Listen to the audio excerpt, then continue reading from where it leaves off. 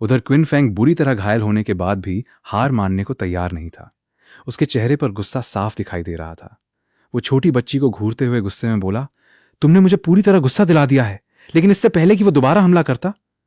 Long aunty आगे बढ़ गईं और ठंडी आवाज में बोली, क्विन फेंग, अब बहुत हो चुका है, यहीं रुक जाओ। लेकिन छोटी बच्ची बिल्कुल भी नहीं डरी। वो आराम से क्विन फेंग की तरफ देखकर बोली, अंकल, अगर आप अब भी नहीं गए तो सच में मर जाओगे। ये सुनते ही क्विन फेंग का पूरा कॉन्फिडेंस हिल गया। लेकिन वो इतने में भी शांत नहीं होता। छोटी बच्ची उसे पहले ही वार्निंग देती है, अगर तुम आगे बढ़े तो मारे जाओगे। लेकिन वो अंकल उसकी बात को बिल्कुल भी सीरियस नहीं लेता। उल्टा वो अपनी स्वॉर्ड निकालता है और पूरी ताकत के साथ छोटी बच्ची पर हमला करने के लिए उसकी तरफ दौड़ पड़ता है। लेकिन जैसे ही वो उसके करीब पहुंचता है, छोटी बच्ची अचानक अपने ड्रैगन को अटैक करने का इशारा करती है। अगले ही पल ड्रैगन उसके ऊपर एक बेहद पावरफुल अटैक छोड़ देता है। उस अटैक की ताकत इतनी जबरदस्त थी कि वो अंकल बुरी तरह घायल होकर कई कदम पीछे जा गिरता है। अब उसे एहसास हो चुका था कि सामने खड़ी ये छोटी बच्ची कोई आम बच्ची नहीं है, बल्कि उसकी ताकत उससे कहीं ज्यादा थी। यही वजह थी कि अब वो समझ चुका था, अगर उसने अभी कुछ नहीं किया तो आज उसकी मौत तय है। इसीलिए वो आखिरी दांव खेलने का फैसला करता है। वो अपनी पूरी लाइफ फोर्स बर्न करके अपनी स्वॉर्ड में इकट्ठा करता है और पूरी ताकत के साथ ड्रैगन पर अपना सबसे पावरफुल अटैक छोड़ देता है। लेकिन जो अगले ही पल होता है, उसे देखकर वो खुद भी शॉक रह जाता है। ड्रैगन उस अटैक को रोकता भी नहीं, बल्कि उसकी पूरी स्वॉर्ड को ही निगल जाता है। ये देखकर उस अंकल की आंखें फटी की फटी रह जाती हैं, क्योंकि अपनी लाइफ फोर्स बर्न करने की वजह से उसे पहले ही भारी कीमत चुकानी पड़ चुकी थी। और अब स्वॉर्ड के डिस्ट्रॉय होते ही उसे एक बहुत बड़ा बैकलैश झेलना पड़ता है। दूसरी तरफ आखिरकार उसने और लड़ाई जारी रखना सही नहीं समझा। वो दोनों बच्चों को आखिरी बार घूरता है, फिर बिना कुछ बोले वहां से चला जाता है। क्विन फेंग के जाते ही वहां मौजूद सभी लोगों ने राहत की सांस ली। एक कल्टीवेटर हैरानी से छोटी बच्ची को देखते हुए बोला, ये तो 5 सेंट मिड स्टेज वाले एक्सपर्ट से भी बराबरी की लड़ाई कर रही थी। मिस आई, जब तुम बड़ी हो जाओगी तब तुम्हारी ताकत आखिर कहां तक पहुंचेगी। लेकिन छोटी बच्ची बिल्कुल मासूमियत से मुस्कुराकर बोली, लॉन्ग आंटी, मैं बिल्कुल नहीं थकी। उसके चेहरे पर लड़ाई की कोई थकान दिखाई ही नहीं दे रही थी। तभी लॉन्ग आंटी सबकी तरफ देखकर बोली, अब बहुत हो गया, सब लोग आराम करो। तुम लोग बोट संभालो, मैं और ये दोनों बच्चे थोड़ी देर आराम करेंगे। सब लोग तुरंत उनकी बात मान लेते हैं। इसके बाद सभी लोग अपनी यात्रा फिर से शुरू कर देते हैं। बोट धीरे धीरे आगे बढ़ने लगती है। उसी समय व्हाइट हेयर वाला छोटा बच्चा अपनी बहन की तरफ देखकर खुशी से बोला, दीदी, आपकी अभी वाली टेक्निक पहले से भी ज्यादा ताकतवर हो गई है। छोटी बच्ची गर्व से मुस्कुराई और बोली, बिल्कुल, मैं तो हर दिन और भी ताकतवर होती जा रही हूं। इतने दिन बीत गए हैं तो पहले से स्ट्रांग होना तो बनता है। उसकी ये बात सुनकर आसपास बैठे कल्टीवेटर्स एक दूसरे का चेहरा देखने लगे। उनमें से एक बेबस होकर बोला, हम लोग कई सालों से कल्टीवेशन कर रहे हैं और हमारी ताकत जरा भी नहीं बढ़ी, लेकिन ये छोटी बच्ची ऐसे बोल रही है जैसे स्ट्रांग होना कोई खेल हो। सभी लोग बस असहाय होकर मुस्कुरा देते हैं। उन्हें अब समझ आ चुका था कि ये दोनों भाई बहन सचमुच साधारण बच्चे नहीं थे। बोट आगे बढ़ रही थी, लेकिन तभी एक डिसाइपल ने देखा कि बुजुर्ग महिला यानी ग्रैंडमा अचानक सबसे दूर जाकर अकेली बैठ गई हैं। ये देखकर व्हाइट हेयर वाला छोटा बच्चा हैरानी से बोला, ग्रैंडमा, हम सबसे इतनी दूर क्यों बैठी हैं? छोटी बच्ची भी उनकी तरफ देखते हुए बोली, शायद उन्हें लग रहा होगा कि हम लोग बहुत ज्यादा शोर मचा रहे हैं। इतने में छोटी बच्ची को अचानक कुछ याद आता है। वो तुरंत अपने छोटे भाई की तरफ मुड़कर बोलती है, अच्छा सुन, जल्दी से वो बारबेक्यू निकाल जो तूने छुपा कर रखा है। अभी लड़ाई हुई थी, मुझे फिर से भूख लग गई है। ये सुनते ही छोटा बच्चा तुरंत घबरा जाता है। वो जल्दी जल्दी सिर हिलाते हुए बोलता है, नहीं, मैंने कोई बारबेक्यू नहीं छुपाया। लेकिन छोटी बच्ची उसकी बात पर बिल्कुल भरोसा नहीं करती। वो उसे घूरते हुए कहती है, मुझे बेवकूफ मत बना। जब भी तू बारबेक्यू बनाता है, हर बार थोड़ा सा अपने लिए छुपा कर रख देता है। चल चल जल्दी से निकाल, वरना आज फिर तेरी अच्छी पिटाई होगी। अब बेचारे छोटे बच्चे के पास कोई रास्ता नहीं बचता। वो मुंह बनाकर धीरे से कहता है, ठीक है, फिर अपनी स्टोरेज से बारबेक्यू निकालकर छोटी बच्ची को दे देता है। लेकिन देते समय धीरे से बड़बड़ाता भी है, ये मैंने तो खास तुम्हारे लिए ही छुपा कर रखा था। ये सुनते ही छोटी बच्ची के चेहरे पर मुस्कान आ जाती है। वो प्यार से उसके सिर पे हाथ फेरते हुए कहती है, मेरा छोटा भाई कितना अच्छा है। लेकिन अगले ही पल छोटा बच्चा धीरे धीरे मुंह बनाकर खुद से बड़बड़ाने लगता है, हर बार मेरा ही खाना छीन लेती है। उसकी आवाज बहुत धीमी थी, लेकिन छोटी बच्ची के कानों तक पहुंच जाती है। वो तुरंत उसकी तरफ घूर कर पूछती है, अभी तूने क्या कहा? ये सुनते ही छोटा बच्चा एकदम घबरा जाता है। वो तुरंत मुस्कुराते हुए बोलता है, मैंने तो बस इतना कहा, दीदी मुझे सबसे ज्यादा प्यार करती हैं। उसकी बात सुनकर छोटी बच्ची भी मुस्कुरा देती है। लेकिन तभी अचानक पूरे आसपास का तापमान तेजी से गिरने लगता है। कुछ ही पलों में ठंडी हवाएं चलने लगती हैं। पूरा माहौल एकदम बदल जाता है। ये देखकर लॉन्ग आंटी का चेहरा गंभीर हो जाता है। वो तुरंत सबको सावधान करते हुए कहती हैं, सभी लोग सावधान हो जाओ, दुश्मन आ चुका है। उसी समय छोटी बच्ची दूर खड़े एक आदमी की तरफ देखते हुए कहती है, लगता है इस बार भी कोई लड़ाई होने वाली है। व्हाइट हेयर वाला छोटा बच्चा उत्साहित होकर उस आदमी को देखने लगता है। उसे तो जैसे बस लड़ाई का ही इंतजार था। दीदी, क्या ये भी हमसे लड़ने आया है? छोटी बच्ची कुछ पल उसे ध्यान से देखती है, फिर शांत आवाज में कहती है, शायद। और मुझे लगता है कि ये पहले वाले अंकल से भी ज्यादा ताकतवर है। ये सुनते ही छोटा बच्चा खुश होकर मुस्कुरा देता है। बहुत बढ़िया, इस बार लड़ाई मेरी होगी। उधर सामने खड़ा आदमी ठंडी नजरों से सबको देख रहा था। उसके शरीर से निकल रही ब्लेड इंटेंट पूरे इलाके को जमा देने वाली ठंड में बदल चुकी थी। उसे देखते ही ओल्ड मास्टर उसे पहचान लेती हैं। वो गंभीर होकर पूछती हैं, तुम डीमन ब्लेड सेक्ट के हो? वो आदमी बिना किसी भाव के जवाब देता है, मुझे डीमन ब्लेड सेक्ट से बहुत पहले निकाल दिया गया था। इसके बाद वो ओल्ड मास्टर की तरफ देखते हुए कहता है, मुझे मानना पड़ेगा, तुम क्विन फेंग को पार करके यहां तक पहुंच गई। ओल्ड मास्टर उसकी बात सुनकर पूछती हैं, आखिर तुम लोग बार बार जाओ लॉर्ड को जाओ मैंशन जाने से क्यों रोक रहे हो? लेकिन वो आदमी हल्की सी मुस्कान के साथ कहता है, तुम्हें यह जानने की जरूरत नहीं है। अब जाओ लॉर्ड खुद मेरे साथ चलें, या फिर मैं यहां मौजूद हर इंसान को मारकर उन्हें अपने साथ ले जाऊं। उसकी बात सुनते ही वहां मौजूद सभी लोगों के चेहरे गंभीर हो जाते हैं। वो आगे कहता है, किन फेंग से बचकर निकल आए, इसका मतलब ये नहीं कि मुझसे भी बच जाओगे। मेरे सामने भागने का कोई रास्ता नहीं है। इतना सुनते ही ओल्ड मास्टर का चेहरा बदल जाता है।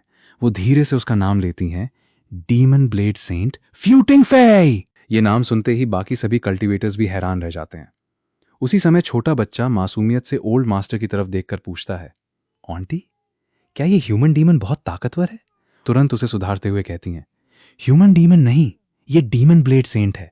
इसकी सबसे खतरनाक बात इसकी ताकत नहीं, बल्कि लोगों को तड़पा तड़पा कर मारने का तरीका है। इसकी ब्लेड इंटेंट इंसान की हड्डियों को धीरे धीरे नष्ट करती है और आखिर में इंसान अपने ही शरीर का भार सहन नहीं कर पाता, फिर उसी दर्द में तड़प तड़प कर मर जाता है। यह सुनकर छोटा बच्चा कुछ पल के लिए चुप हो जाता है। फिर वो अपनी बहन की तरफ देखकर धीरे से कहता है, दीदी, पापा ने कहा था ना, जो दूसरे हमारे साथ करें वही उन्हें वापस करना चाहिए। छोटी बच्ची मुस्कुराकर उसे सुधारती है, पापा ने कहा था, जैसा कोई तुम्हारे साथ करे वैसा ही उसके साथ करो। छोटा बच्चा तुरंत सिर हिलाते हुए कहता है, हां वही। उधर फ्यू टिंगफाई दोनों बच्चों की बातें सुनकर बिल्कुल भी प्रभावित नहीं होता।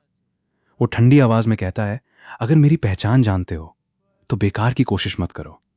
जाओ लॉर्ड मेरे साथ चलें, वरना यहां मौजूद हर इंसान दर्दनाक मौत मरेगा, इन दोनों बच्चों समेत। इतना सुनते ही जाओ लॉर्ड एक पल के लिए चुप हो जाती हैं और बोर्ड पर छाया तनाव पहले से भी ज्यादा बढ़ जाता है। डीमन ब्लेड सेंट की धमकी सुनते ही माहौल पूरी तरह तनाव से भर जाता है। वो ठंडी आवाज में कहता है, अगर जाओ लॉर्ड मेरे साथ नहीं चली तो यहां मौजूद हर इंसान दर्दनाक मौत मरेगा, यहां तक कि ये दोनों बच्चे भी। उसकी बात सुनकर जाओ लॉर्ड कुछ पल के लिए चुप रह जाती हैं, लेकिन तभी व्हाइट हेयर वाला छोटा लड़का आगे बढ़कर पूरे आत्मविश्वास से कहता है, जब तक मैं हूं तुम किसी को भी नुकसान नहीं पहुंचा सकते। फू टिंगफाई उसकी तरफ देखकर बस हंस देता है। उसे यकीन ही नहीं होता कि 3 साल का एक बच्चा उसे चुनौती दे रहा है। अगले ही पल वो अपनी भयानक ब्लेड इंटेंट छोड़ देता है। उसकी डीमन ब्लेड ऑरा पूरे इलाके में फैल जाती है और एक विशाल ब्लेड फॉर्मेशन बन जाता है। ये देखकर जाओ लॉर्ड तुरंत उस पर हमला करती हैं। वो अपनी पूरी ताकत से हेवनली सॉर्ड टेक्निक इस्तेमाल करती हैं, लेकिन फ्यू टिंगफाई बिना घबराए उसका वार रोक देता है। फिर मुस्कुराते हुए कहता है, तुम्हारी सॉर्ड टेक्निक वाकई कमाल की है, लेकिन अफसोस तुम्हारा कल्टीवेशन रियल्म अभी इतना ऊंचा नहीं कि इसकी असली ताकत निकाल सको।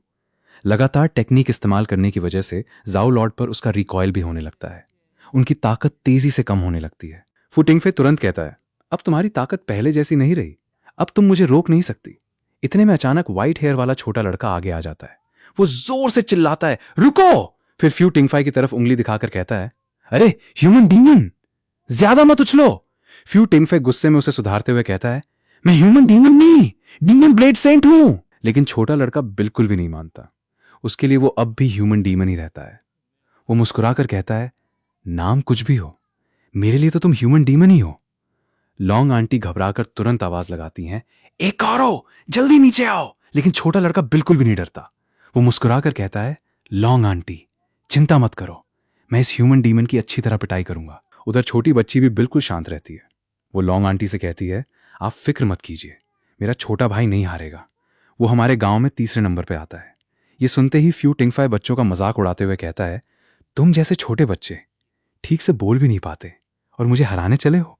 लेकिन व्हाइट हेयर वाला छोटा लड़का उसकी बात का बिल्कुल भी असर नहीं लेता। वो अपनी जेब से एक खास फॉर्मेशन स्टोन निकालता है और ह्यूमन डीमन के फॉर्मेशन की तरफ बढ़ जाता है। व्हाइट हेयर वाला छोटा लड़का बिना डरे सीधे उस ब्लेड फॉर्मेशन के सामने पहुंच जाता है।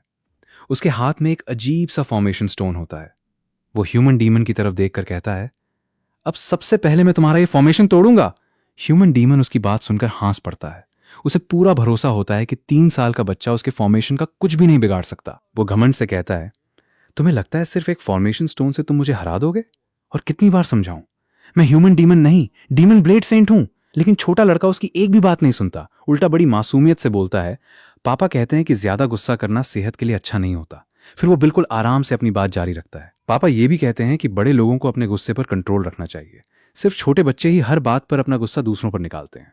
इतना सुनते सुनते ह्यूमन डीमन का गुस्सा 7वें आसमान पर पहुंच जाता है। वो जोर से चिल्लाता है, चुप हो जा बदतमीज बच्चे, आज मैं तुम्हें और तुम्हारे उस बेवकूफ बाप को भी सबक सिखा दूंगा। बस अपने पापा के बारे में बुरा सुनते ही छोटे लड़के का चेहरा बदल जाता है। वो गुस्से में ह्यूमन डीमन की तरफ उंगली दिखाकर चिल्लाता है, मेरे पापा को बुरा मत बोलो। अगले ही पल वो बिना एक सेकंड गंवाए अपनी पूरी ताकत से उस पर हमला कर देता है। उसके हाथ से निकला वार इतना तेज होता है कि ह्यूमन डीमन भी एक पल के लिए चौंक जाता है। वो तुरंत अपनी पूरी ताकत लगाकर उसे रोकने की कोशिश करता है, लेकिन तभी छोटा लड़का एक और वार करता है। इस बार उसका अटैक सीधा ह्यूमन डीमन की टेक्निक से टकराता है। पूरा आसमान जोरदार धमाके से गूंज उठता है। उस टक्कर की शॉकवेव इतनी जबरदस्त होती है कि आसपास मौजूद सभी कल्टीवेटर्स हैरानी से उस लड़के को देखने लगते हैं। उन्हें पहली बार एहसास होता है कि ये 3 साल का बच्चा बिल्कुल भी साधारण नहीं है। वो मन ही मन सोचने लगता है, ये कैसे मुमकिन है? एक 3 साल का बच्चा आखिर इतनी ताकत कहां से लाया? उधर लॉन्ग आंटी और उनकी मास्टर भी ये नजारा देखकर पूरी तरह हैरान रह जाती हैं। उन्हें अब समझ आने लगता है कि इन दोनों बच्चों की असली ताकत अभी तक किसी ने देखी ही नहीं है। छोटे लड़के का हमला रुकने का नाम ही नहीं ले रहा था। ह्यूमन डीमन ने पूरी ताकत से अपने डीमन ब्लेड फॉर्मेशन को संभालने की कोशिश की, लेकिन अगले ही पल एक जबरदस्त धमाका होता है और पूरा फॉर्मेशन जोर से हिल उठता है। ह्यूमन डीमन की आंखों में पहली बार घबराहट साफ दिखाई देने लगती है। वो दांत भींचकर सोचता है, नामुमकिन, एक 3 साल का बच्चा मेरी फॉर्मेशन को इस हद तक कैसे हिला सकता है? लेकिन छोटा लड़का बिना रुके फिर से हमला करता है। इस बार उसका वार पहले से भी ज्यादा ताकतवर होता है। ह्यूमन डीमन पूरी ताकत लगाकर उसका सामना करने की कोशिश करता है, लेकिन उसके चेहरे पर साफ दिखाई दे रहा था कि अब वो दबाव महसूस करने लगा है। उसी समय पीली ड्रेस वाली छोटी बच्ची भी खुशी से लड़ाई में कूद पड़ती है और अपने छोटे भाई से कहती है कि दुश्मन को उसकी तरफ उछाल दे। दोनों भाई बहन मिलकर उस यिन डीमन ब्लेड सेंट की ऐसी पिटाई करते हैं कि आसपास खड़े सभी कल्टीवेटर्स हैरान रह जाते हैं। आखिर में छोटी बच्ची आराम से कहती है, मास्टर, अब ये इंसान दानव आपके हवाले हैं, हम जरा दूसरी जरूरी चीज देखने जा रहे हैं। लड़ाई खत्म होते ही माहौल अचानक बिल्कुल हल्का हो जाता है। पीली ड्रेस वाली छोटी बच्ची तुरंत अपने छोटे भाई की तरफ मुड़कर पूछती है, सुनो, तुम्हारे पास अभी भी कुछ बारबेक्यू बचा है क्या? मुझे फिर से भूख लग गई है। सफेद बालों वाला छोटा लड़का मासूमियत से सिर हिलाकर कहता है, इस बार सच में कुछ नहीं बचा। मैंने जो थोड़ा बहुत छिपा कर रखा था वो भी तुम पहले ही खा चुकी हो। ये सुनते ही छोटी बच्ची हल्का सा मुंह फुला लेती है। तभी लॉन्ग आंटी मुस्कुराते हुए दोनों बच्चों से कहती हैं, कोई बात नहीं, जब हम जाओ मैंशन पहुंच जाएंगे तब मैं तुम दोनों के लिए ढेर सारा डीमन बीस्ट मीट तैयार करवाऊंगी। फिर जितना मन करे उतना रोस्ट करना और आराम से खाना। इतना सुनते ही दोनों बच्चों की आंखें खुशी से चमक उठती हैं। दोनों एक साथ बोलते हैं, सच में? लेकिन आंटी, झूठ मत बोलना। सफेद बालों वाला छोटा लड़का तुरंत अपने डैडी की बात याद करते हुए कहता है, डैडी कहते हैं कि जो झूठ बोलता है उसकी नाक बहुत बहुत बहुत लंबी हो जाती है और फिर वो बिल्कुल अच्छा नहीं लगता। उसकी बात सुनकर वहां मौजूद सभी लोग हंसने लगते हैं। इसी बीच लॉन्ग आंटी प्यार से दोनों बच्चों के गाल पकड़कर उन्हें किस कर देती हैं, लेकिन दोनों बच्चे तुरंत घबरा जाते हैं और जल्दी जल्दी अपना चेहरा पोंछने लगते हैं। उन्हें ऐसा करता देखकर लॉन्ग आंटी हैरान होकर पूछती हैं, अरे क्या हुआ? तुम दोनों ऐसे अपना चेहरा क्यों साफ कर रहे हो? इस पर सफेद बालों वाला छोटा लड़का मासूमियत से जवाब देता है, डैडी ने कहा है कि किसी दूसरे को किस नहीं करने देना। अगर कोई किस कर दे तो हम प्योर बेबी नहीं रहते। पीली ड्रेस वाली छोटी बच्ची भी तुरंत सिर हिलाकर उसकी बात का समर्थन करती है। ये सुनकर लॉन्ग आंटी एक पल के लिए बिल्कुल चुप रह जाती हैं।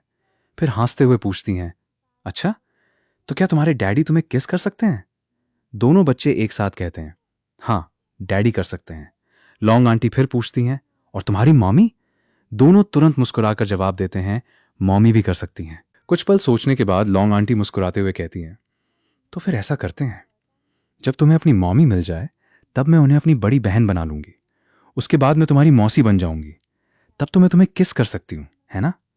दोनों बच्चे एक दूसरे की तरफ देखते हैं।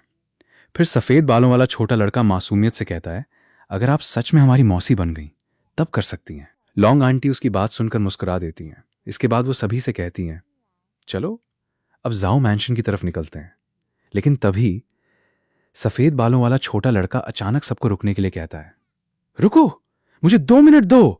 इतना कहकर वो तेजी से उसी जगह की तरफ भाग जाता है जहां अभी थोड़ी देर पहले लड़ाई हुई थी। कुछ देर बाद वो वापस लौटता है। उसके हाथ में एक बर्तन भरा हुआ था। लॉन्ग आंटी उसे देखकर हैरानी से पूछती हैं, ए काओरू, तुम ये स्प्रिंग वाटर लेकर क्या कर रहे हो? वो आगे कहती हैं, तुम जिस ब्लेड टेक्निक की प्रैक्टिस करते हो वो बेहद ताकतवर और सीधी ताकत वाली है। इस अर्थ फील्ड यिन स्प्रिंग का पानी तो तुम्हारे किसी काम का नहीं होना चाहिए। छोटा लड़का तुरंत सिर हिलाते हुए मासूमियत से जवाब देता है, प्रैक्टिस? मैं इसका इस्तेमाल प्रैक्टिस के लिए नहीं करने वाला। लॉन्ग आंटी हैरान होकर पूछती हैं, तो फिर इसका क्या करोगे? इस पर छोटा लड़का पूरी मासूमियत से जवाब देता है, ठंडा पीने के लिए। इतना कहकर वो अर्थ फील्ड यिन स्प्रिंग का पानी निकालता है और उसे ठंडा पेय समझकर पी लेता है। एक घूंट पीते ही उसकी आंखें चमक उठती हैं। वो खुशी से बोलता है, वाह, कितना ठंडा है, बहुत स्वादिष्ट। उसे देखकर पीली ड्रेस वाली छोटी बच्ची भी तुरंत उसके पास दौड़कर आती है और उत्साहित होकर कहती है, भैया मुझे भी दो, मेरे लिए भी ठंडा कर दो। छोटा लड़का बिना देर किए अपनी छोटी बहन के लिए भी वही पानी निकाल देता है। छोटी बच्ची भी एक घूंट पीते ही खुश होकर कहती है, सच में बहुत अच्छा है। फिर दोनों अपने डैडी की बात याद करते हैं। छोटी बच्ची थोड़ी नाराज होकर कहती है, डैडी भी ना खुद तो हमेशा ठंडी चीज पीते हैं और कहते रहते हैं कि हमें नहीं पीनी चाहिए। छोटा लड़का मुस्कुराते हुए अपनी छोटी बहन को थोड़ा और स्प्रिंग वाटर दे देता है। उधर लॉन्ग आंटी ये सब देखकर अंदर ही अंदर हैरान रह जाती हैं। वो मन ही मन सोचती हैं, ये दोनों बच्चे जन्म से ही अपनी मां से दूर रहे हैं। शायद इन्हें लगता है कि ये स्प्रिंग वाटर किसी तरह का बीस्ट मिल्क है। फिर वो दोनों बच्चों से प्यार से कहती हैं, कोई बात नहीं, आगे मौका मिला तो मैं तुम्हारे लिए इससे भी अच्छा बीस्ट मिल्क लेकर आऊंगी। ये सुनते ही दोनों बच्चे खुशी से एक साथ बोल उठते हैं, सच में हमें बीस्ट मिल्क बहुत पसंद है। तभी लॉन्ग आंटी प्यार से सफेद बालों वाले छोटे लड़के से पूछती हैं, बेटा तुम जो पी रहे हो ये आखिर है क्या? छोटा लड़का थोड़ा सोचने लगता है, फिर सिर खुजलाते हुए कहता है, डैडी ने इसका नाम बताया था लेकिन मैं भूल गया, शायद कुछ बीस्ट मिल्क था। इतना कहकर वो अपनी छोटी बहन की तरफ देखता है। तुरंत पीली ड्रेस वाली छोटी बच्ची उसकी बात सुधारते हुए कहती है, अरे नहीं, उसका नाम कुछ और था। हाँ याद आया, 8 रैंक डीमन बीस्ट मिल्क। ये नाम सुनते ही लॉन्ग आंटी के चेहरे का रंग ही बदल जाता है। वो हैरानी से लगभग चिल्ला उठती हैं, क्या 8 रैंक डीमन बीस्ट मिल्क? दोनों बच्चों को तो उसकी कीमत का बिल्कुल भी अंदाजा नहीं था। उल्टा सफेद बालों वाला छोटा लड़का मासूमियत से पूछ बैठता है, लॉन्ग आंटी आपने तो कहा था कि आगे हमें इससे भी अच्छा बीस्ट मिल्क पिलाएंगी, वो कब मिलेगा? लॉन्ग आंटी अंदर ही अंदर कड़वी मुस्कान देती हैं। उन्हें अच्छी तरह पता था कि 8 रैंक डीमन बीस्ट मिल्क खुद एक ऐसी अनमोल चीज है जिसकी बराबरी करना भी बेहद मुश्किल है। वो मन ही मन सोचती हैं, मैं इससे बेहतर बीस्ट मिल्क आखिर लाऊंगी कहां से? लेकिन बच्चों का ध्यान अभी भी उसी पर था।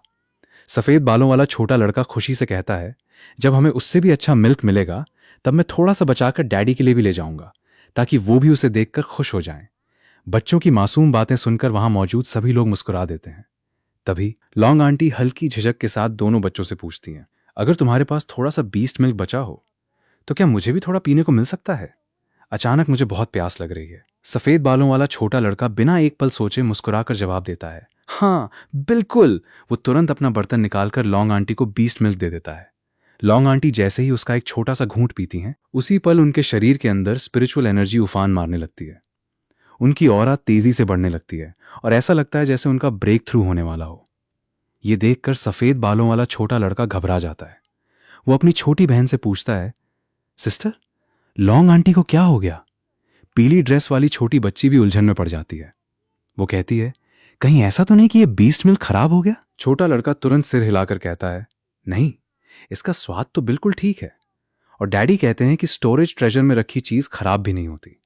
छोटी बच्ची कुछ पल सोचती है, फिर मासूमियत से कहती है, तो फिर शायद इन्हें बीस्ट मिल्क से एलर्जी होगी। दोनों भाई बहन बड़ी मासूमियत से फैसला कर लेते हैं कि अगर इससे ब्रेक थ्रू होता है तो उन्हें भी एलर्जी हो जानी चाहिए। लेकिन तभी सफेद बालों वाला छोटा लड़का अचानक अपना कटोरा पीछे खींच लेता है और कहता है, नहीं, अब ये नहीं पी सकते। डैडी ने कहा है कि किसी दूसरे के पीने के बाद वही चीज नहीं पीनी चाहिए, नहीं तो बीमारी फैल सकती है। इतना कहकर वो सचमुच उस मिल्क को फेंकने की तैयारी करने लगता है। उसी समय वहां मौजूद लॉन्ग आंटी की मास्टर आगे बढ़ती हैं और बड़े सम्मान से दोनों बच्चों से कहती हैं, छोटे दोस्त, अगर तुम्हें कोई आपत्ति न हो तो क्या वो बीस्ट मिल्क मुझे दे सकते हो? सफेद बालों वाला छोटा लड़का बिना किसी झिझक के मुस्कुराकर जवाब देता है, जरूर, वैसे भी मैं किसी और के पीने के बाद नहीं पीता, आप चाहें तो ले लीजिए। ये सुनकर लॉन्ग आंटी की मास्टर उनका धन्यवाद करती हैं। फिर वो अपने साथ मौजूद बाकी लोगों की तरफ देखकर गंभीर आवाज में कहती हैं, सब लोग सिर्फ एक एक घूंट ही पीना और कोई भी ज्यादा पीने की कोशिश मत करना। सभी लोग तुरंत सिर झुकाकर उनकी बात मान लेते हैं। लेकिन सफेद बालों वाला छोटा लड़का उनकी तरफ देखकर मासूमियत से कहता है, इतना बचा बचा कर पीने की क्या जरूरत है? हमारे पास तो अभी भी बहुत सारा बीस्ट मिल्क है, अगर कम पड़े तो मैं और दे दूंगा। बच्चे की बात सुनकर वहां मौजूद सभी लोग एक दूसरे का चेहरा देखने लगते हैं, क्योंकि जिस चीज की एक बूंद भी बाहर की दुनिया में अनमोल खजाना मानी जाती थी, वही चीज इन दोनों बच्चों के लिए बिल्कुल साधारण थी। इसी बीच पीली ड्रेस वाली छोटी बच्ची धीरे से अपने छोटे भाई से पूछती है, भैया, क्या इन लोगों ने पहले कभी बीस्ट मिल्क नहीं पिया? सफेद बालों वाला छोटा लड़का भी पूरी मासूमियत से सिर हिलाते हुए कहता है, शायद नहीं। छोटी बच्ची मासूम चेहरे के साथ बोलती है, कितने बेचारे हैं, इतने बड़े हो गए फिर भी कभी बीस्ट मिल्क नहीं पी पाए। दोनों बच्चों की ये मासूम बातें सुनकर वहां मौजूद सभी लोग बस चुपचाप उन्हें देखते रह जाते हैं। तभी लॉन्ग आंटी की मास्टर एक बार फिर दोनों बच्चों के पास आती हैं। इस बार वो कहती हैं, अगर हो सके तो क्या मुझे एक पूरा कटोरा बीस्ट मिल्क मिल सकता है? बदले में मैं तुम्हें एक ट्रेजर दूंगी। इतना कहकर वो अपने स्टोरेज ट्रेजर से एक बेहद खूबसूरत आइस स्नो लोटस निकालती हैं। वो बताती हैं, ये ice snow lotus snow region के सबसे उत्तरी इलाके से लाई गई है। इसकी कीमत बेहद ज्यादा है। भले ही ये तुम्हारे बीस्ट मिल्क जितनी कीमती न हो, लेकिन ये 6 रैंक का रेयर ट्रेजर है। फिलहाल मेरे पास इससे बेहतर चीज नहीं है। सफेद बालों वाला छोटा लड़का उस लोटस को बड़े ध्यान से देखता है, फिर उसके चेहरे पर मुस्कान आ जाती है। वो खुशी से कहता है, वाह, कितना सुंदर फूल है, मुझे ये बहुत पसंद आया। फिर मासूमियत से पूछ बैठता है, क्या आपके पास ऐसे और भी सुंदर फूल हैं? अगर होंगे तो मैं आपको और बीस्ट मिल्क भी दे दूंगा। लॉन्ग आंटी की मास्टर हल्की सी मुस्कुरा देती हैं। वो कहती हैं, नहीं, मेरे पास बस यही एक है। उसी समय पीली ड्रेस वाली छोटी बच्ची अपने भाई के हाथ से वो फूल ले लेती है और खुशी खुशी उसे देखने लगती है। वो मुस्कुराते हुए अपने छोटे भाई से कहती है, भैया, ये फूल कितना सुंदर है। फिर मजाक करते हुए कहती है, लेकिन ध्यान रखना, इसे तोड़ना मत। अगर तुमने इसे खराब कर दिया तो मैं तुम्हारी अच्छी खासी पिटाई कर दूंगी। सफेद बालों वाला छोटा लड़का तुरंत मासूमियत से सिर हिला देता है। वो भी उस फूल को हाथ में लेकर देखने लगता है। हैरानी की बात यह थी कि जिस आइस स्नो लोटस को छूने के लिए बड़े बड़े कल्टीवेटर्स को अपनी स्पिरिचुअल एनर्जी का सहारा लेना पड़ता था, उसे ये दोनों बच्चे ऐसे हाथों में पकड़े हुए थे जैसे वो कोई साधारण फूल हो।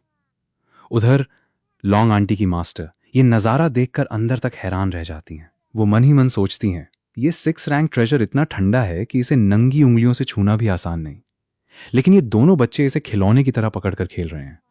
उन्हें अब साफ समझ आने लगा था कि इन दोनों भाई बहन की परवरिश किसी साधारण इंसान ने नहीं की है। इसके बाद लॉन्ग आंटी की मास्टर सबसे कहती हैं, मुझे अभी इस बीस्ट मिल्क की एनर्जी को रिफाइन करना होगा, तुम सब यहीं रुककर थोड़ा इंतजार करो। इतना कहकर वो वहीं बैठ जाती हैं और कल्टीवेशन शुरू कर देती हैं। बाकी लोग भी चुपचाप उनकी रक्षा करने लगते हैं। उधर सफेद बालों वाला छोटा लड़का धीरे से अपनी छोटी बहन से पूछता है, सिस्टर, ये सब लोग बीस्ट मिल्क पीते ही ऐसे क्यों हो जाते हैं? पीली ड्रेस वाली छोटी बच्ची भी सिर हिलाकर कहती है, मुझे भी समझ नहीं आता, लेकिन इन्हें देखकर तो लगता है कि हमारा बीस्ट मिल्क कोई बहुत बड़ा ट्रेजर है।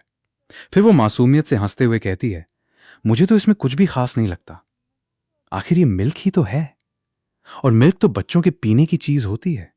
इसी दौरान अचानक लॉन्ग आंटी के शरीर से एक जबरदस्त ऑरा फूट पड़ती है। उनकी कल्टीवेशन सफलतापूर्वक आगे बढ़ जाती है और उनका रियल्म फिर से ब्रेक थ्रू कर जाता है। ये देखकर वहां मौजूद सभी लोग शॉक रह जाते हैं। उसी समय सफेद बालों वाला छोटा लड़का फिर लॉन्ग आंटी को याद दिलाते हुए कहता है, लॉन्ग आंटी, आपने वादा किया था कि जाओ मैंशन पहुंचते ही हमें बहुत सारा डीमन बीस्ट मीट खिलाएंगी, भूलना मत। पीली ड्रेस वाली छोटी बच्ची भी तुरंत बोल पड़ती है, और झूठ भी मत बोलना। डैडी कहते हैं, जो बड़े लोग छोटे बच्चों से झूठ बोलते हैं उन्हें सजा जरूर मिलती है। दोनों बच्चों की बातें सुनकर लॉन्ग आंटी मुस्कुरा देती हैं और उनके सिर पर प्यार से हाथ फेर देती हैं। उसी समय आखिरकार सब लोग जो मैंशन पहुंच जाते हैं। वहां पहले से ही लांझो का गवर्नर अपने लोगों के साथ उनका इंतजार कर रहा होता है। जैसे ही लॉन्ग आंटी वहां पहुंचती हैं, गवर्नर सम्मान के साथ उनका स्वागत करता है और कहता है, सिटी लॉर्ड, आपके स्वागत में हमने मैंशन के अंदर एक विशेष बैंक्वेट तैयार किया है, कृपया हमारे साथ चलिए। लेकिन गवर्नर को देखते ही सफेद बालों वाला छोटा लड़का धीरे से अपनी छोटी बहन से कहता है, सिस्टर, पता नहीं क्यों लेकिन मुझे ये अंकल बिल्कुल अच्छे इंसान नहीं लग रहे। इस पर पीली ड्रेस वाली छोटी बच्ची तुरंत उसे समझाते हुए कहती है, भैया, डैडी ने कितनी बार कहा है कि किसी इंसान को सिर्फ उसके चेहरे से जज नहीं करना चाहिए, पहले उसका दिल देखना चाहिए। फिर वो गवर्नर को ध्यान से देखती है और धीरे से मुस्कुराकर कहती है, लेकिन मुझे भी लगता है कि इसका दिल इसके चेहरे से भी ज्यादा बुरा है। गवर्नर की बातें सुनने के बाद लॉन्ग आंटी हल्की सी मुस्कुराकर उसका निमंत्रण स्वीकार कर लेती हैं, लेकिन उनके मन में पहले ही शक पैदा हो चुका था। उधर गवर्नर बाहर से तो बेहद विनम्र दिखाई दे रहा था, लेकिन अंदर ही अंदर उसके मन में कुछ और ही चल रहा था। वो मन ही मन सोचता है, ये दो शरारती बच्चे आज किसी भी हालत में जिंदा नहीं बचने चाहिए। इसके बाद गवर्नर सभी को बैंक्वेट हॉल के अंदर ले जाता है। अंदर पहले से ही शानदार दावत सज चुकी होती है। टेबल पर तरह तरह के व्यंजन और बेहतरीन शराब रखी हुई थी।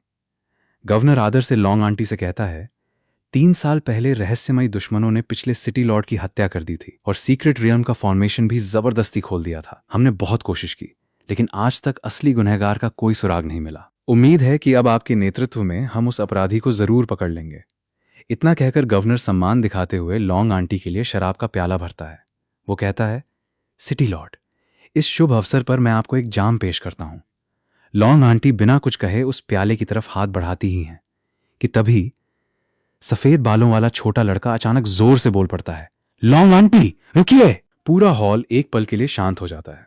लॉन्ग आंटी उसकी तरफ देखकर पूछती हैं, क्या हुआ? छोटा लड़का पूरी गंभीरता से जवाब देता है, डैडी ने कहा है, जब भी कोई अनजान इंसान खाने या पीने की चीज दे तो पहले जहर जरूर चेक करना चाहिए। उसकी बात सुनकर वहां मौजूद सभी लोग कुछ पल के लिए चुप रह जाते हैं। गवर्नर बाहर से मुस्कुराते हुए कहता है, बच्चे हैं, जो मन में आता है कह देते हैं। लॉन्ग आंटी भी हल्की मुस्कान के साथ बात टाल देती हैं, लेकिन सफेद बालों वाला छोटा लड़का फिर भी चैन से नहीं बैठता। वो अपने तरीके से शराब को चेक करता है। कुछ पल बाद वो हैरान होकर कहता है, अजीब है, इसमें तो जहर नहीं है। फिर गवर्नर की तरफ ध्यान से देखते हुए धीरे से बुदबुदाता है, ये अंकल तो देखने से ही बुरे लगते हैं, फिर इनके ड्रिंक में जहर क्यों नहीं है? गवर्नर बाहर से अब भी मुस्कुरा रहा था, लेकिन अंदर ही अंदर उसका गुस्सा लगातार बढ़ता जा रहा था। लॉन्ग आंटी आखिरकार गवर्नर की बात मानकर शराब का स्वाद चखती हैं। गवर्नर मुस्कुराकर कहता है, ये लांझो की सबसे मशहूर वाइन है, इसका असली स्वाद सिर्फ यहीं मिल सकता है। लॉन्ग आंटी हल्का सा सिर हिलाती हैं। फिर गवर्नर इशारा करते ही नौकर स्वादिष्ट व्यंजन भी परोसने लगते हैं। लेकिन जैसे ही लॉन्ग आंटी खाना शुरू करने वाली होती हैं, सफेद बालों वाला छोटा लड़का फिर से जोर से बोल पड़ता है, long aunty, 1 minute. Long aunty उसकी तरफ देखकर मुस्कुराते हुए पूछती हैं, अब क्या हुआ? छोटा लड़का तुरंत खाने की तरफ बढ़ता है और पूरे ध्यान से उसे भी चेक करने लगता है। कुछ पल बाद वो फिर हैरानी से कहता है, अजीब बात है, इसमें भी जहर नहीं है। गवर्नर बाहर से शांत बना रहता है, लेकिन अंदर ही अंदर चिढ़ने लगता है। वो मन ही मन सोचता है, ये दोनों बच्चे हर बार मेरा प्लान खराब करने पर क्यों तुले हुए हैं। इसी बीच सफेद बालों वाला छोटा लड़का अभी भी सोच में डूबा हुआ था। वो धीरे से बुदबुदाता है, ऐसा कैसे हो सकता है? ये अंकल देखने से तो बिल्कुल बुरे लगते हैं, फिर इन्होंने जहर क्यों नहीं मिलाया? उसकी बात सुनकर आसपास बैठे लोग हल्का सा मुस्कुरा देते हैं। गवर्नर भी मजबूरी में हंसने का नाटक करता है, लेकिन उसके चेहरे के पीछे छिपा गुस्सा अब साफ बढ़ने लगा था। तभी पीली ड्रेस वाली छोटी बच्ची भी अपने छोटे भाई के पास आ जाती है। वो धीरे से कहती है, भैया, एक बार और अच्छे से चेक करो, कहीं कुछ छूट तो नहीं गया। सफेद बालों वाला छोटा लड़का फिर से शराब और खाने दोनों को ध्यान से देखता है। अचानक उसकी आंखें बड़ी हो जाती हैं। वो जोर से चिल्लाता है, रुको, जहर है। पूरा बैंक्वेट हॉल एकदम शांत हो जाता है। सभी लोग एक साथ उसकी तरफ देखने लगते हैं। छोटा लड़का तुरंत समझाता है, शराब में अलग से जहर नहीं है, खाने में भी अलग से जहर नहीं है, लेकिन जब दोनों को एक साथ खाया पिया जाएगा तभी ये मिलकर एक बेहद खतरनाक जहर बन जाएगा। ये सुनते ही वहां मौजूद सभी लोग शॉक रह जाते हैं। लॉन्ग आंटी का चेहरा भी गंभीर हो जाता है। वो तुरंत गवर्नर की तरफ देखकर ठंडी आवाज में पूछती हैं, गवर्नर, अब तुम खुद बताओ, इसका क्या मतलब है? उस पल गवर्नर के चेहरे की मुस्कान पूरी तरह गायब हो जाती है। कमाल है, मेरा इतना परफेक्ट प्लान भी आखिर इन दो बच्चों ने कैसे पकड़ लिया? तभी सफेद बालों वाला छोटा लड़का गवर्नर की तरफ उंगली करके कहता है, मैंने पहले ही कहा था, ये अंकल देखने में ही बुरे लगते हैं। पीली ड्रेस वाली छोटी बच्ची भी तुरंत बोल पड़ती है, और मैंने कहा था कि इनका दिल तो चेहरे से भी ज्यादा बुरा है। ये सुनते ही गवर्नर का धैर्य टूट जाता है। वो गुस्से में दहाड़ते हुए कहता है, बदतमीज बच्चों, पहले तुम दोनों को खत्म करूंगा, फिर बाकी सबको। उसी समय वहां मौजूद एक मार्शल एक्सपर्ट आगे बढ़कर लॉन्ग आंटी का रास्ता रोक लेता है। उसके पीछे दो और मार्शल एक्सपर्ट्स भी सामने आ जाते हैं। लॉन्ग आंटी उन्हें देखकर समझ जाती हैं कि यह हमला पहले से प्लान किया गया था, लेकिन तभी उनकी मास्टर भी आगे बढ़ जाती हैं। वो शांत आवाज में कहती हैं, एक मार्शल सेंट शुरुआती स्टेज का और दो मार्शल सेंट मिड स्टेज के कल्टीवेटर्स। इतने लोगों को भेजने के बाद भी तुम लोग मुझे रोक नहीं पाए। गवर्नर ठंडी हंसी हंसते हुए कहता है, अगर सिर्फ इतना ही होता तो मैं कभी इतना भरोसे से तुम्हारा इंतजार नहीं करता। इतना कहते ही अचानक पूरे हॉल के नीचे बना हुआ एक विशाल फॉर्मेशन एक्टिवेट हो जाता है। चारों तरफ तेज रोशनी फैल जाती है और पूरा हॉल उस फॉर्मेशन से घिर जाता है। इसे देखकर लॉन्ग आंटी की मास्टर का चेहरा गंभीर हो जाता है। वो तुरंत पहचान लेती हैं, ये डिवाइन फॉर्मेशन। गवर्नर जोर से हंसते हुए कहता है, बिल्कुल सही, इतनी बड़ी तैयारी सिर्फ तुम्हारे लिए ही की गई है। अब इस फॉर्मेशन के अंदर से तुम लोग जिंदा बाहर नहीं निकल पाओगे। यहीं पर अगला जबरदस्त मुकाबला शुरू होने वाला होता है। फॉर्मेशन एक्टिवेट होते ही वहां मौजूद सभी लोग उसके दबाव को महसूस करने लगते हैं। गवर्नर घमंड से मुस्कुराते हुए कहता है, इस बार तुम लोगों के बचने का कोई रास्ता नहीं है। लेकिन तभी लॉन्ग आंटी की मास्टर भी बिना घबराए अपनी पूरी ताकत छोड़ देती हैं। उनकी स्पिरिचुअल पावर पूरे फॉर्मेशन के अंदर फैल जाती है और दोनों तरफ से जबरदस्त टक्कर शुरू हो जाती है। सो गाइज, आज की वीडियो यहीं पर एंड होती है, लेकिन स्टोरी अभी बिल्कुल भी खत्म नहीं हुई है। असली एक्शन और सबसे डेंजरस फाइट तो अब शुरू होने वाली है। इस बार थोड़ा डिले हो गया क्योंकि इन दिनों मेरा कॉलेज भी चल रहा है, इसलिए चाहकर भी नेक्स्ट पार्ट उतनी जल्दी तैयार नहीं कर पाया। लेकिन अगर आप लोग इस सीरीज को अच्छा सपोर्ट दोगे तो मैं कॉलेज के बीच भी टाइम निकाल कर जैसे तैसे मेहनत करके नेक्स्ट पार्ट जितना जल्दी हो सके यू अपलोड कर दूंगा। इसलिए अगर वीडियो पसंद आई हो तो लाइक जरूर कर देना, कमेंट में अपनी ओपिनियन भी बताना और जितना हो सके वीडियो को शेयर करना ताकि ये सीरीज और ज्यादा लोगों तक पहुंच सके। आप लोगों का सपोर्ट ही मुझे मोटिवेट करता है और उसी की वजह से मैं लगातार ऐसे वीडियोस ला पाता हूं। तो चलो गाइस, मिलते हैं नेक्स्ट पार्ट में जो और भी ज्यादा क्रेजी, एक्शन पैक्ड और फन होने वाला है। Till then, take care, stay safe, bye bye.